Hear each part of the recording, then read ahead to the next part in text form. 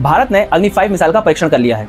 ये एक ballistic missile है, साथ ही साथ ये एक मिसाइल नहीं है, ये मैसेज है, message of peace through strength. साथ ही साथ ये भारत की डोंट मैस विद अस की पॉलिसी को भी दिखाती है। तो चलिए जानते हैं अग्नि 5 से रिलेटेड कुछ रोचक तथ्य। चलिए सबसे पहले हम देखेंगे अग्नि 5 एक बैलिस्टिक मिसाइल है। तो बैलिस्टिक क्या होता है उसको समझ लेते हैं। बैलिस्टिक का अर्थ होता है कि अपने लक्ष्य को नष्ट करना, किस पर? परवलयाकार या पैराबोलिक मार्ग का अनुसरण करते हुए। साथ ही साथ इसकी जो मुख्य विशेषता होती है उसकी विशेषता होती है रेंज, मतलब ये लंबी दूरी में स्थित अपने दुश्मन को नष्ट करने में बहुत तरीके से कारगर होती है। अब हम देखते हैं कि बैलिस्टिक मिसाइल के अलग अलग कौन कौन से प्रकार होते हैं। तो देखेंगे एक होता है शॉर्ट रेंज बैलिस्टिक मिसाइल जो 100 से 1000 किलोमीटर की दूरी तय करता है, जिसमें हमारी पृथ्वी 1, 2 और 3 शामिल हो जाती हैं। इसके अलावा मिडिल रेंज बैलिस्टिक मिसाइल जो कि 1000 से लेकर 3500 किलोमीटर तक की दूरी तय कर सकता है, जिसके अंतर्गत हमारा अग्नि 1 और अग्नि 2 बैलिस्टिक मिसाइल शामिल है। तो हमारा इंटरमीडिएट रेंज बैलिस्टिक मिसाइल जो कि 3500 से लेकर 5500 किलोमीटर तक की दूरी तय कर सकता है।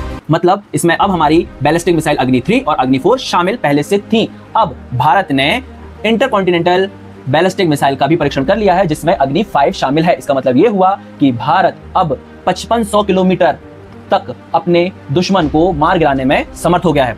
चलिए अब हम देखते हैं इसकी डिजाइन और उसकी कार्यप्रणाली। जो बैलिस्टिक मिसाइल होती है ये अपने प्रारंभिक चरण में ही वायुमंडल के बाहर चली जाती है, जिसके लिए रॉकेट इंजन का प्रयोग किया जाता है। उसके बाद पूर्व निर्धारित लक्ष्य हेतु जब महत्तम ऊंचाई प्राप्त कर लेती है, हाईएस्ट पीक पहुंच जाती है, उसके बाद इससे जो हथियार होते हैं वो अलग हो जाते हैं। साथ ही साथ गुरुत्व या ग्रेविटी के अधीन वो अपने दुश्मनों को मार गिराने में सक्षम बनाते हैं।